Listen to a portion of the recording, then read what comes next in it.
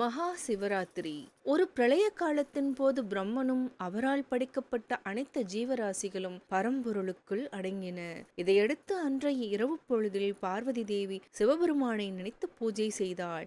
அதோடு 4 ஜாமங்களிலும் ஆகம விதிப்படி அர்ச்சனையும் செய்தாள். சூரிய அஸ்தமன நேரம் முதல் மறுநாள் சூரிய உதயம் வரை பார்வதி தேவி பூஜை செய்த காலமே மகா சிவராத்திரி. வழிபாட்டின் முடிவில் பார்வதிக்கு காட்சி தந்தார் சிவபெருமான். சிவபெருமானிடம் பார்வதி தேவி, ஐயனே, சிவராத்திரி தினத்தில் 4 ஜாமம் முழுவதும் தங்களை நினைத்து வழிபடுபவர்களுக்கு சகல சௌபாக்கியங்களும் தந்தருள வேண்டும். மேலும் அவர்களின் வாழ்நாள் இறுதியில் முக்தியையும் அளிக்க வேண்டும் என்றாள்.